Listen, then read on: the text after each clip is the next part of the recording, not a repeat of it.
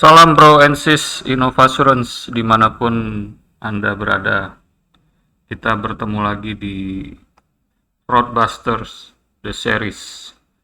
Yang kali ini kita akan menjawab kuis yang sudah di-share ya di akun Instagram Innovasurance ya. Ada wajah seseorang di sini.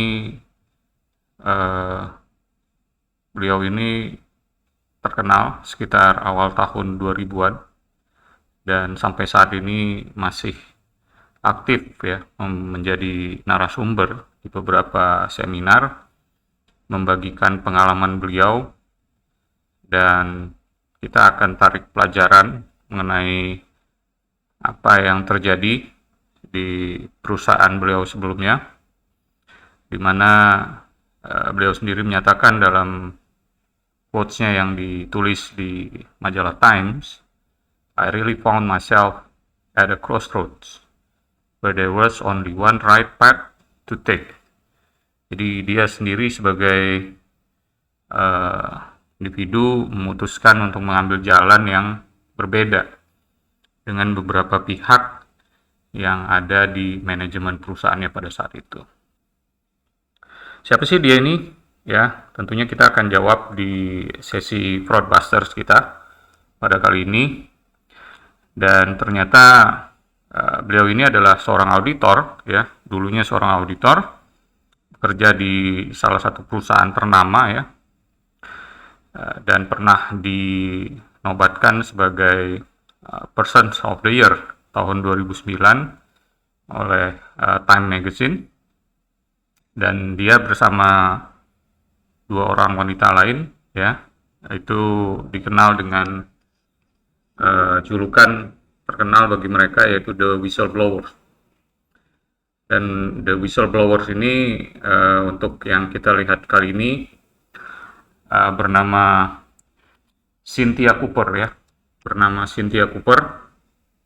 Dan ini adalah cerita mengenai Cynthia Cooper, bagaimana Cynthia Cooper yang pada saat itu bekerja sebagai Vice President di perusahaan yang bernama WorldCom, kemudian memutuskan menjadi whistleblower, melaporkan kecurangan yang dilakukan oleh manajemennya, terutama terkait dengan accounting fraud, ya.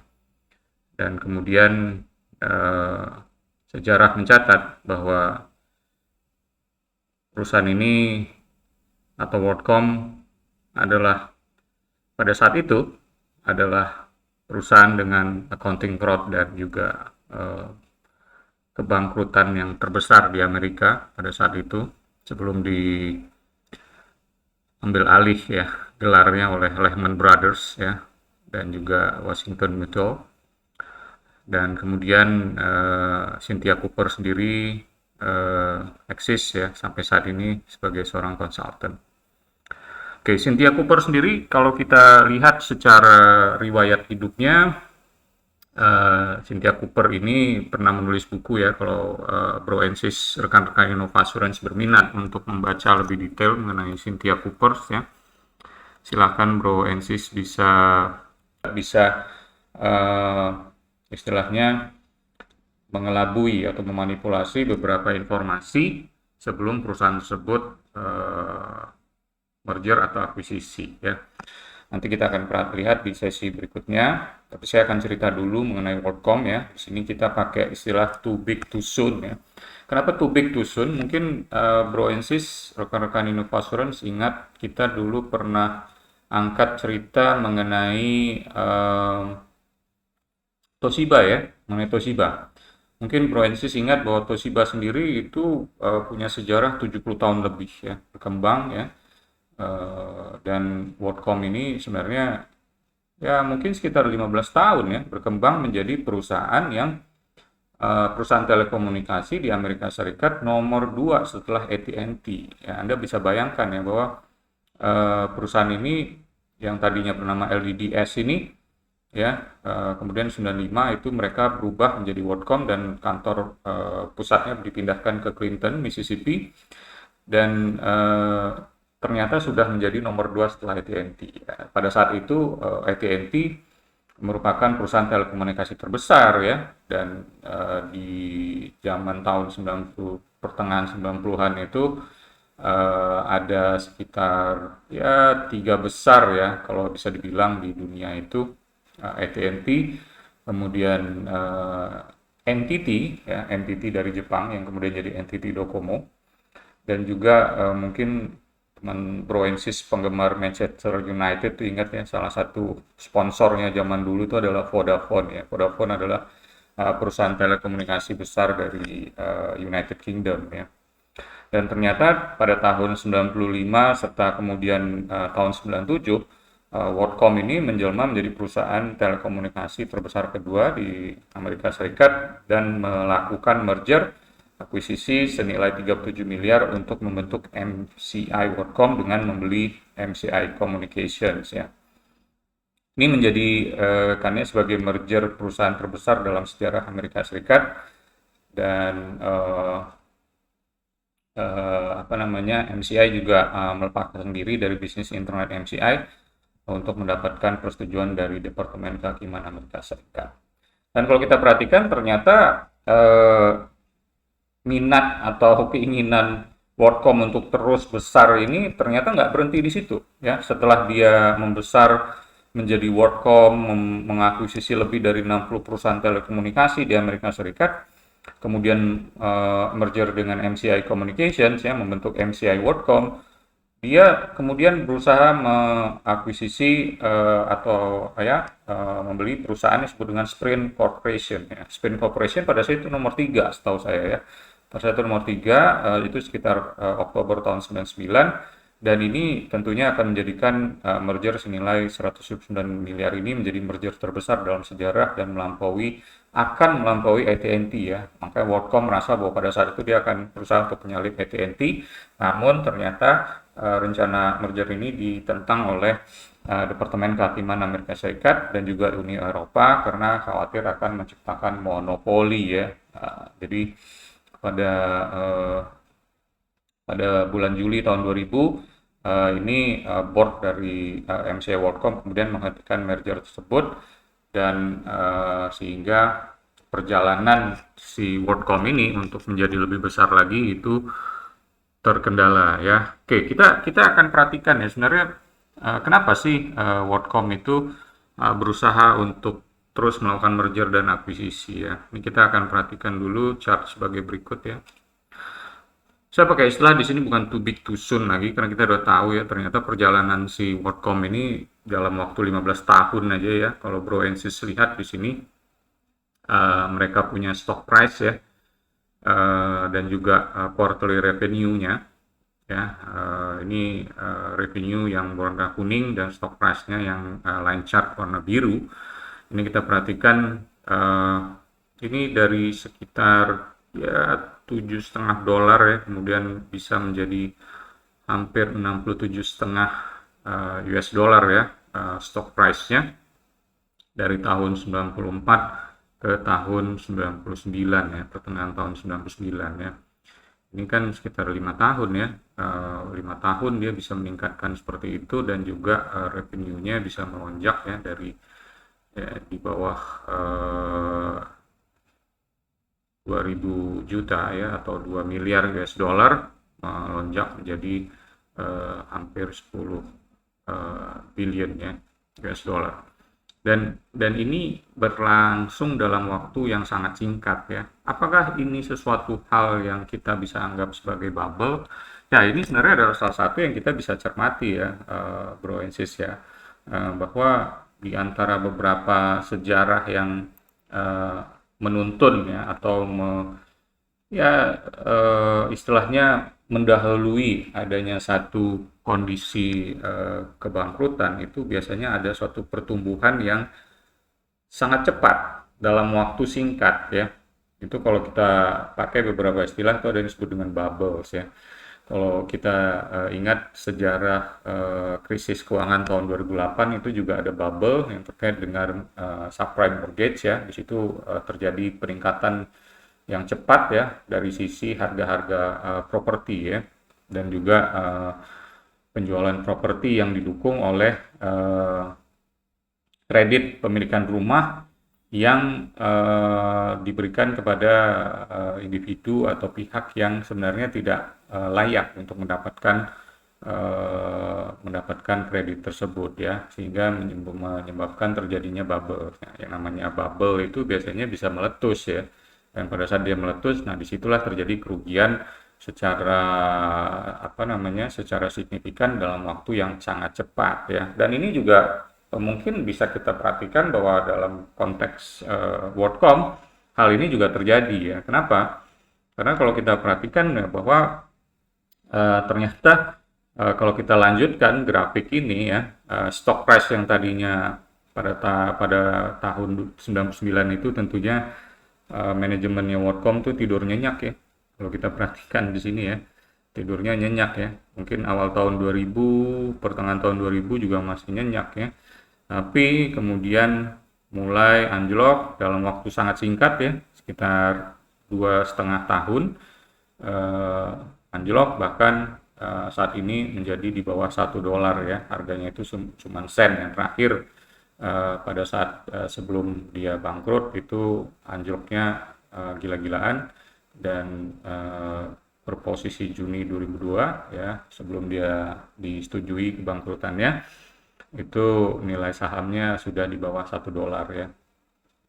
Oke, nah ini satu hal yang kita bisa cermati ya. Jadi kalau misalnya katakanlah Anda seorang auditor ya, Anda memeriksa kredit di bank Anda dan Anda menemukan adanya debitur yang memang peningkatan dari sisi revenue itu sangat tinggi, gitu, sangat cepat ya, dalam waktu yang sesingkat-singkatnya, katakanlah seperti itu. Nah, itu menurut hemat saya adalah suatu hal yang mesti Anda cermati. Apakah itu sesuatu yang too good to be true atau sesuatu yang wajar ya? Wajar atau tidak, Anda bisa perhatikan atau bandingkan atau benchmark dengan perusahaan sejenis dan juga dengan industrinya. Itu suatu hal yang wajar. Anda bisa melakukan benchmark dengan perusahaan sejenis atau juga dengan industrinya. Nah, dalam hal ini kita coba lihat ya, bagaimana sih perbandingan kinerjanya WorldCom dibandingin dengan industri dari telekomunikasi di Amerika pada saat itu ya. Coba kita lihat. Nah, ternyata Bro and Sis ya, kalau kita perhatikan di sini memang WorldCom ini kan bergerak di bidang telekomunikasi ya, dan dia umumnya adalah para kliennya adalah para konten-konten provider ya, pada perusahaan-perusahaan.com yang memang membeli jasanya, dan juga para internet subscriber ya, dan tentunya adalah individu yang menggunakan jasa telekomunikasi gitu. So, banyak di antara jalur komunikasi atau lainnya WorldCom ini yang dia menyewa dari pihak ketiga ya, dan kemudian layanan WorldCom ini dijual kepada perusahaan-perusahaan yang pembuat konten provider atau perusahaan-perusahaan yang merupakan internet service provider ya, yang menunjang perusahaan-perusahaan yang memberikan konten provider ya, dalam hal ini .com. So, ternyata pada tahun 2000 itu ya, itu ada titik balik ya. Ini yang disebut dengan .com teknologi bubble ya. Jadi .com teknologi bubble ini adalah perusahaan-perusahaan yang menjadi klien bagi perusahaan-perusahaan telekomunikasi yang menyediakan infrastruktur bagi internet. Dan pada tahun 2000 itu terjadi bubble burst ya, meletus bubble-nya, dan pada saat itu anjloklah penjualan dari tentunya termasuk perusahaan-perusahaan yang bergerak di bidang infrastruktur ya, untuk teknologi internet ya, yang mendukung perusahaan-perusahaan .com ini. Nah, kalau kita perhatikan di sini tren dari sisi industri itu ternyata tidak sejalan atau berbanding terbalik ya dengan kinerja dari WorldCom pada tahun itu ya. Kalau kita perhatikan pada tahun-tahun itu klien-klien dari perusahaan-perusahaan telekomunikasi ya itu mengalami masalah dan banyak dari mereka itu yang tidak bisa membayar tagihannya. Tentunya salah satunya tagihannya kepada WorldCom.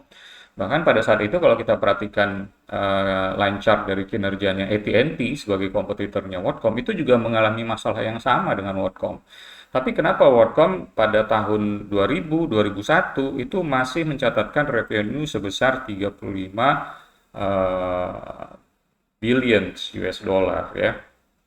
Dan total asetnya juga membengkak menjadi 103 billions US dollar ya. Ini sesuatu hal yang kontradiktif ya, kontradikting dengan adanya kondisi yang terjadi di industri mereka gitu ya. Nah, ini sesuatu hal yang sebenarnya bisa menjadi red flag ya atau simptom bagi Anda seorang auditor untuk memperhatikan ini. Ini yang saya sebut dengan benchmark tadi. Anda juga bisa benchmark misalnya kalau kasus WorldCom ini dengan AT&T gitu ya. Ini ambil contoh kalau Anda adalah perusahaan yang memberikan kredit ke WorldCom. Atau kalau misalnya ada orang internal auditor yang Anda melihat kinerja perusahaan Anda sendiri, maka sebenarnya Anda bisa benchmark juga kan dengan kinerja dari industri di mana perusahaan Anda berada ya. So ini satu hal yang kontradiktif ya Bro and Sis ya rekan-rekan Innovasurance yang bisa menjadi satu apa istilahnya satu eh, satu kondisi yang mendahului ya atau menjadi apa indikasi akan terjadinya masalah. Nah, WorldCom sendiri sebenarnya pada sekitar tahun 96 itu berhasil mencatatkan sebagai salah satu perusahaan yang bergabung di top 500 companies di dunia ya, versi S&P ya. Yang mungkin sekarang Anda kenal juga dengan Forbes Top 500 ya. So, selanjutnya gimana? Selanjutnya ternyata kita sudah tahu tadi bahwa secara industri uh, ada beberapa contradicting condition ya yang terjadi bagi WorldCom di compare dengan industrinya. Oke, nah sebenarnya yang terjadi di WorldCom ini kalau kita hubungkan dengan materi kita sebelumnya mengenai apa namanya mengenai financial shenanigan ya tentunya Bro and Sis ingat ya kita pernah share materi mengenai financial shenanigan ya ada 7 financial shenanigan yang versi slide dan nomor 4 ini terkait dengan WorldCom walaupun nanti saya dalam membedah mengenai apa yang terjadi di dalam accounting fraud-nya WorldCom ini saya juga akan mengangkat mengenai penipuan yang terjadi pada saat dia melakukan akuisisi tersebut. Jadi WorldCom ini mengkapitalisasi biaya operasionalnya ya sebagai aset ya.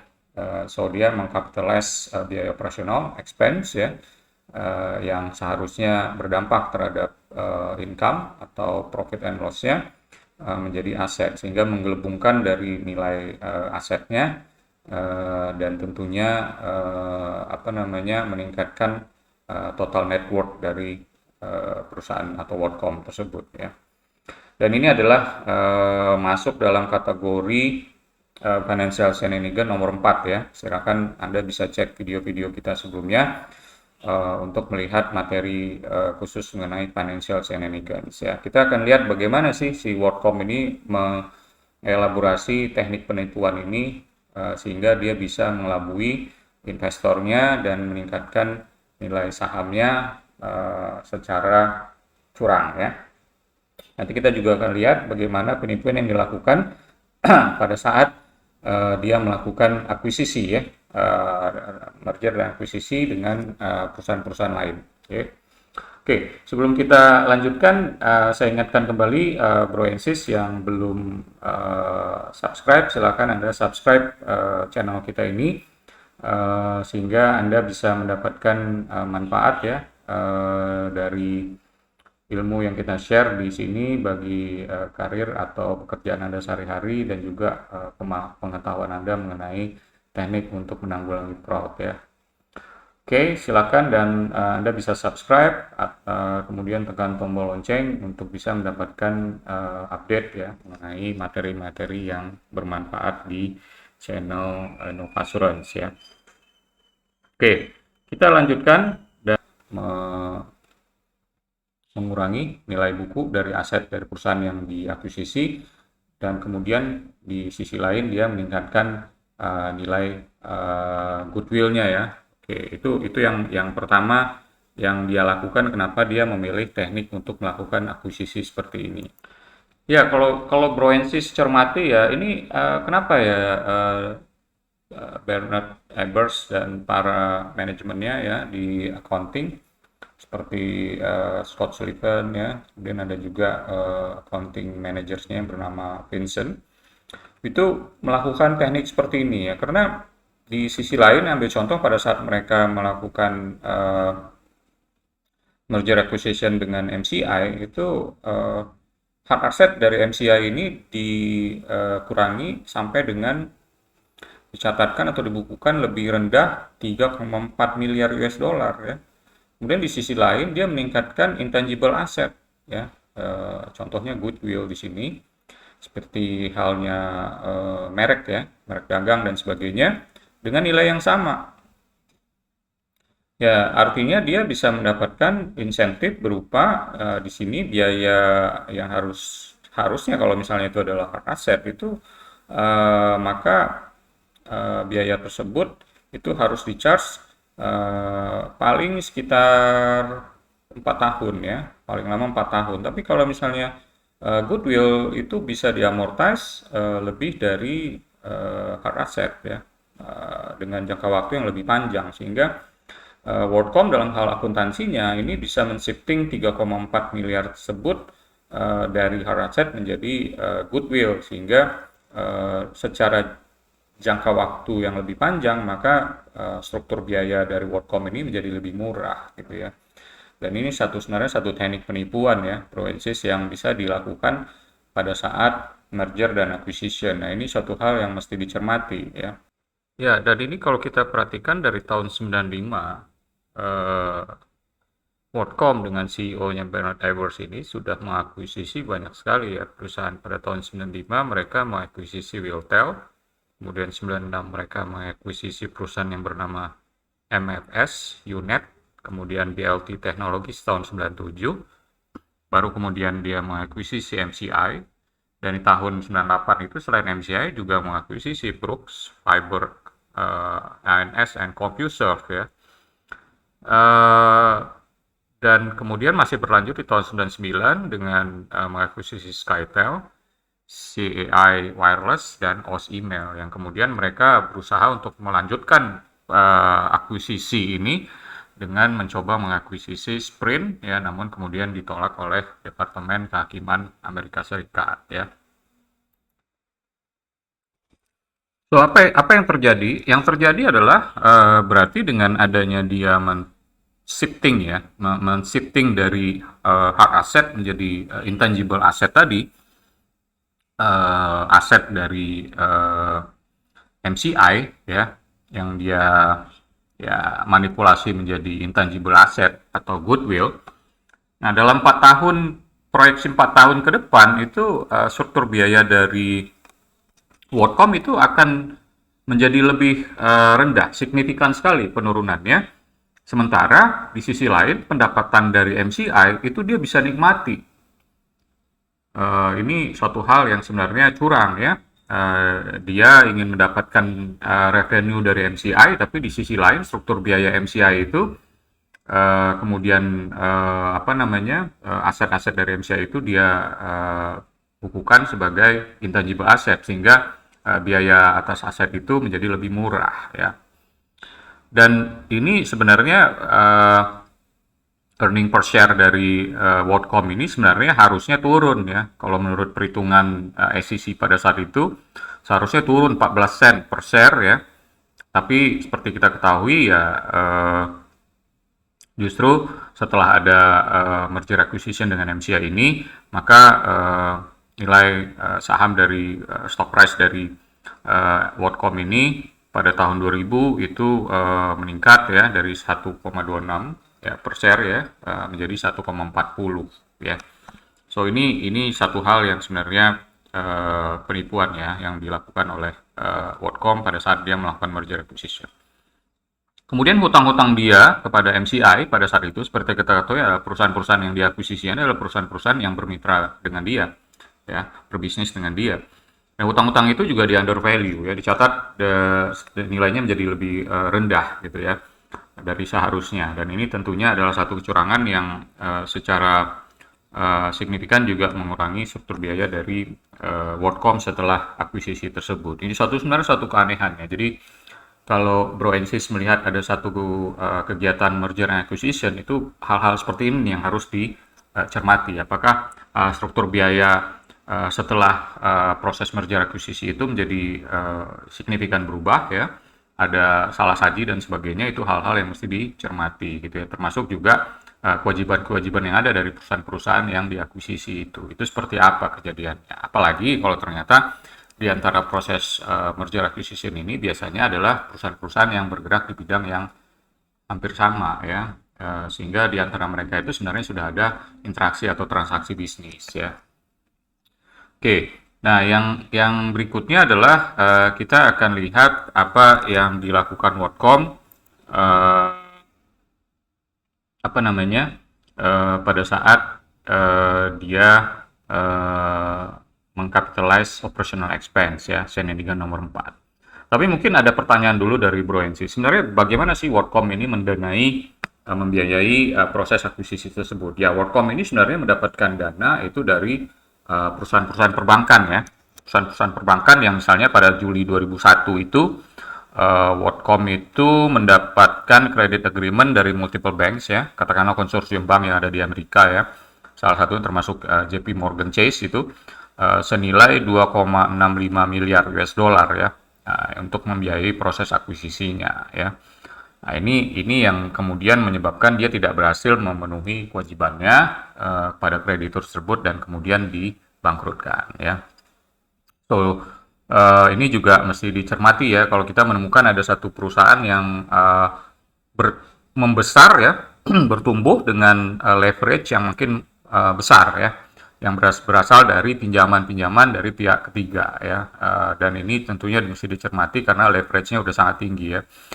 Sementara di sisi lain tidak ada peningkatan dari sisi modal dan semuanya dibiayai dari pinjaman ya. Mungkin Anda ingat dengan kasus Elon Musk membeli Twitter ya. Elon Musk juga kalau nggak salah sampai 650 triliun rupiah ya. Berapa tuh? 44 atau 45 miliar US dollar dia mendapatkan pinjaman juga untuk membeli Twitter itu gitu ya. Nah, ini kita perlu cermati ya. Mungkin pada saat WorldCom membeli MCI pada saat itu orang nggak punya pikiran seperti itu ya. Tapi kalau ternyata dicermati laporan keuangan WorldCom, mungkin ternyata isinya semua penipuan gitu dan mereka baru tahu belakangan gitu. Dan ini seperti sejarah tuh berulang terus ya, Bro Ensis ya. Berulang terus dengan kasus yang mirip-mirip gitu ya. Kalau kita perhatikan nanti antara satu kasus dengan kasus lain. Oke, kita akan lihat skema kedua ya yang dilakukan oleh WorldCom terkait dengan mengkapitalisasi dari biaya operasionalnya ya. So ini ada satu chart yang menampilkan bagaimana perkembangan dari line cost ya. Line cost itu adalah biaya yang dikeluarkan oleh WorldCom untuk menyewa infrastruktur atau katakanlah semacam perangkat keras telekomunikasi ya, sehingga pelanggan WorldCom yang berada di Amerika itu bisa mengontak koleganya yang ada di seluruh dunia. Katakanlah misalnya dia mau menghubungi koleganya yang ada di Eropa, maka dia tentunya membutuhkan jalur komunikasi yang ada di Amerika Serikat, kemudian bagaimana menghubungkan Amerika dengan belahan dunia di Eropa tersebut, misalnya melalui satelit, kabel bawah laut ya, dan sebagainya gitu. Sehingga secara fisik infrastruktur itu disewa oleh WorldCom dan WorldCom membayar itu kepada pihak yang memiliki infrastruktur tersebut dan disebut dengan line cost ya. Nah, kalau kita perhatikan di sini line cost tersebut ternyata di kuartal 1 tahun 2001 itu ada 15,8% yang tidak dilaporkan sebagai line cost. Nah, ini hasil temuannya Cynthia Cooper ya dan timnya pada saat itu ya, di mana 15,8% tidak dibukukan sebagai line cost tapi dikapitalize sebagai aset ya. Sehingga kalau dikapitalize sebagai aset, maka tentunya biaya operasional secara keseluruhan itu akan berkurang ya, dan di sisi lain akan meningkatkan total aset dia gitu ya, memberikan satu kesan yang wah bagus sekali di depan investor. Mungkin ada pertanyaan kenapa nggak semuanya aja gitu kapitalize ya? Tentunya ini main cantik ya Bro Ensis ya. Nggak mungkin lah semuanya. Kalau semuanya kan itu kelihatan banget gitu ya. Maka dia cuma mengambil 15,8% gitu ya. Mungkin ya di sini juga pilihan dari para akuntannya ya gitu ya.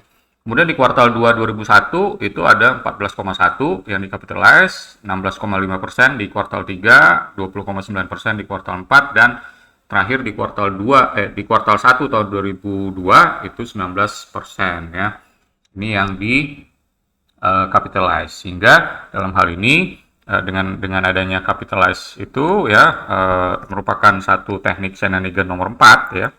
Maka di sisi lain dia bisa meningkatkan net worth atau total kekayaan bersih dari dari perusahaannya, karena kalau kita menghitung total kekayaan bersih ini atau net worth ini kita membagi antara net after tax ya atau profit ya. After tax itu dibagi dengan modal dan di dalamnya ada return earning gitu ya. So, udah pasti ya dengan adanya capitalize ini maka struktur biaya operasionalnya akan menjadi lebih kecil ya, dan di sisi lain tentunya meningkatkan income ya. Oke.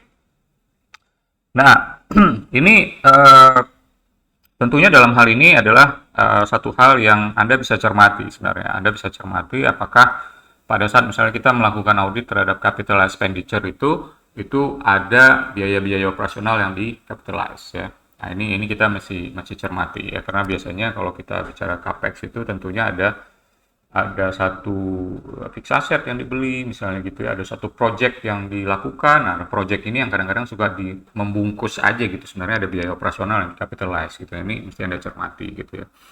So, bagaimana sih Cynthia Cooper menemukan itu, Bro Ensis ya? Ini kita lihat bahwa pada bulan Juni tahun 2002 itu Cynthia Cooper dengan tim kecilnya, internal auditor di WorldCom itu, dia bersama rekan seniornya bernama Eugene Morse, itu mereka bekerja bersama ya, bahkan katanya secara diam-diam nih mereka nih kadang-kadang mereka malam-malam itu juga ngumpet-ngumpet ngambil dokumen katanya ya, dan mereka menyelidiki serta mengungkapkan apa yang kemudian mereka katakan sebagai accounting fraud karena adanya kapitalisasi atas biaya operasional sebagai aset senilai 3,8 miliar ya. Dan ini sebenarnya Cynthia Cooper sudah melakukan diskusi ya dengan pihak accounting manajernya yang bernama Vincent ya, dan kemudian juga CFO-nya Scott Sullivan. Kemudian mereka merasa bahwa ini suatu hal yang wajar, merupakan bagian dari metode bisnis yang dilakukan gitu ya. Sampai dia tidak puas, dan kemudian berdasarkan hasil audit capital expenditure ini, Cynthia Cooper memberitahu komite audit ya dan juga board dari perusahaan, dan boardnya bergerak cepat. Nah, di sini bagusnya bagaimana kalau internal audit Anda memiliki independensi yang bagus ya. Tentunya Anda memiliki komite audit dan board yang memang memiliki tata kelola yang baik gitu ya, sehingga boardnya ini memaksa David Myers, itu bosnya Cynthia Cooper, untuk mengundurkan diri serta memecat CFO-nya Scott Sullivan karena dia menolak untuk mengundurkan diri. Nah, harusnya kan dengan namanya perusahaan itu pasti punya external auditor ya, Bro Ensis ya. Semua perusahaan juga punya external auditor, terutama perusahaan-perusahaan yang memang punya kewajiban untuk melakukan audit terhadap laporan keuangannya, baik oleh bursa maupun oleh regulator. Nah, ini ternyata si external auditornya ini adalah external auditor yang juga mengaudit Enron. Ya, Anda tentu ingat ya, Enron. Enron itu adalah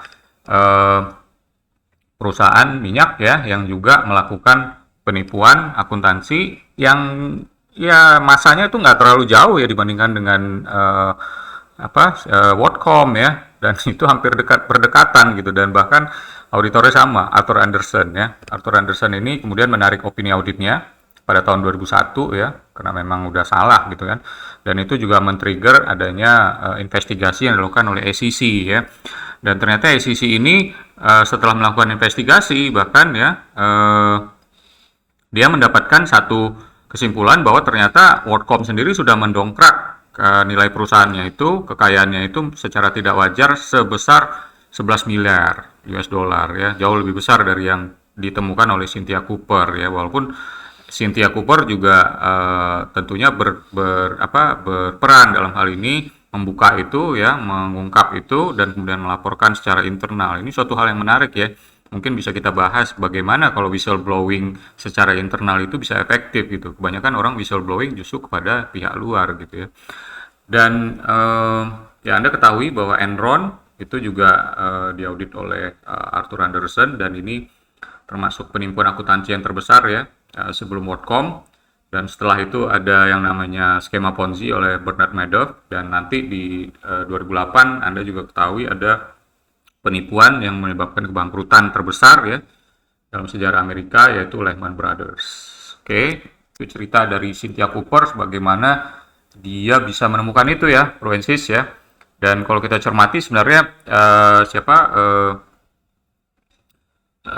Cynthia Cooper ini kan sudah berdiskusi dengan Scott Sullivan ya. Dia sudah berdiskusi dengan Scott Sullivan, dan sini pentingnya di mana kita ini memiliki kompetensi ya, sehingga kita bisa memberikan satu argumentasi yang meyakinkan kepada auditi kita gitu ya. Karena dalam hal ini Cynthia udah melakukan itu, dan ternyata Scott Sullivan itu beralasan bahwa ini memang ada satu metode bisnis yang memang diperbolehkan seperti itu. Sementara menurut Cynthia ini adalah suatu hal yang tidak rasional dan menyalahi prinsip akuntansi GAAP yang ada di Amerika yang wajib diikuti gitu ya.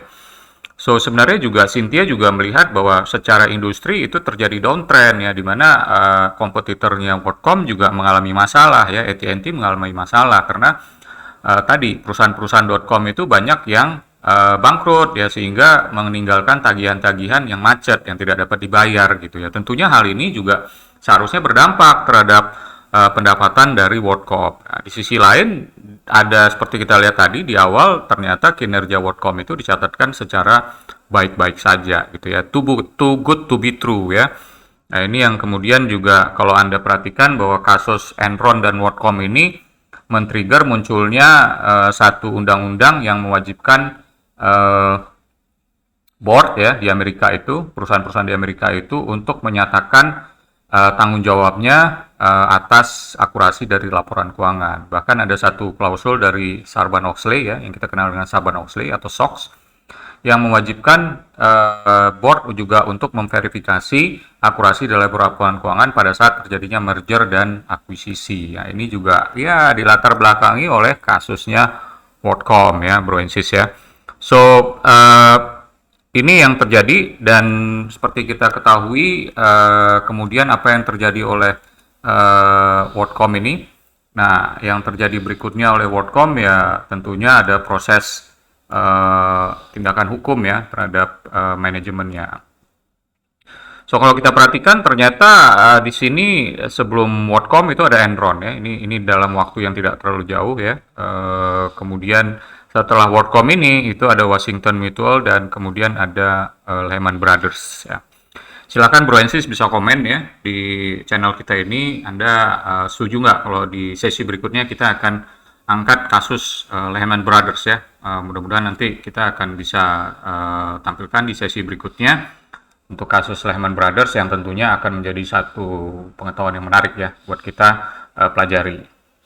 So, yang terjadi WorldCom adalah pada tanggal 21 Juli 2002 WorldCom mengajukan kebangkrutan ya, karena tadi dia terbelit hutang kan kepada para krediturnya, para perbankan yang tadi yang sudah membiayai proses akuisisinya tadi yang secara berturut-turut ya.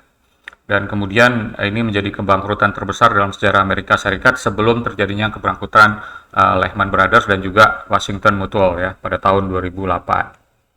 Pada Maret 2005, Bernard Ebbers, CEO, dinyatakan bersalah atas semua tuduhan dan dihukum karena penipuan, konspirasi, dan pengajuan dokumen palsu kepada regulator. Ini terkait dengan hasil investigasi SEC tadi, adanya skandal akuntansi senilai 11 miliar. Dan juga para pejabat lain ya, seperti Scott Sullivan, CFO, dan juga David Myers dan beberapa middle managersnya juga gitu ya di akuntansi ya. Dan ternyata Bernard Ebbers sebagai CEO ini mendapatkan hukuman yang lebih panjang ya, lebih lama dibandingkan para pejabat lain, karena ternyata diketahui Bernard Ebbers ini dia berusaha untuk mengelabui para penyidik dan kemudian ternyata voicemailnya itu ditemukan oleh para penyidik dan dia tidak bisa berkelit lagi sehingga dia mendapatkan hukuman yang lebih panjang dibandingkan dengan Scott Sullivan ya. Dia mendapatkan 25 tahun ya dan dia ini apa namanya pada umur 63 tahun tuh ya dia mendapatkan hukuman itu dan dia kemudian pada tahun 2019 itu dibebaskan karena alasan kesehatan dan dia meninggal di Februari tahun 2020 ya, Bro Ensis. Nah, ini setelah menjalani hukumannya selama 13 tahun. Nah, apa yang terjadi dengan WorldCom? Ya, WorldCom ini setelah bangkrut itu MCI itu bisa survive, namun kemudian pada tahun 2005, bulan Desember 2005 itu MCI ini berpartner dengan Microsoft ya, membentuk yang kita kenal dengan Windows Live Messenger dan kemudian ujung-ujungnya dia dibeli oleh Verizon, ya, Verizon pada Januari 2006 ya. So MCI kemudian dibeli oleh Verizon dan sebelum dibeli oleh Verizon itu MCI tidak berhasil ya mengembalikan kinerja WorldCom seperti halnya pada saat sebelum terjadinya skandal ya. So ini adalah aftermath dari kasus WorldCom ya. Mudah-mudahan apa yang kita sajikan di kesempatan ini bisa memberikan banyak pencerahan ya bagi Bro Ensis Innovasurance ya. Bagaimana cara kita melakukan deteksi ya, teknik kita melakukan deteksi atas kemungkinan terjadinya penyalahgunaan atau penipuan ini. Dan ya tentunya juga yang terpenting bagaimana kita membuat pengendalian internal yang bisa mencegah ini terjadi ya. Dimana salah satunya adalah bagaimana proses pelaporan kita kepada pihak komite audit dan juga board sehingga bisa memastikan independensi dari internal auditor. Silakan Bro Ensis bisa komen ya atas sesi kita ini. Mohon memberikan feedback positif ya untuk kebaikan channel kita ini dan tetap dukung channel kita ini dengan cara subscribe dan tekan tombol loncengnya sehingga Anda tidak ketinggalan setiap update-update terbaru yang akan ditampilkan di channel Innovasurance khususnya untuk sesi Fraudbusters The Series ya. Kita akan jumpa lagi di sesi-sesi Fraudbusters berikutnya dengan kasus-kasus menarik berikutnya yang tentunya bisa Anda dapatkan untuk tetap meningkatkan dan mengasah kemampuan Anda sebagai seorang internal auditor sehingga Anda bisa sama-sama menjaga perusahaan atau organisasi dimanapun Anda berada. Semoga bermanfaat. Sekian dari saya. Assalamualaikum. Sampai ketemu di sesi Innovasurance dan Fraudbuster berikutnya.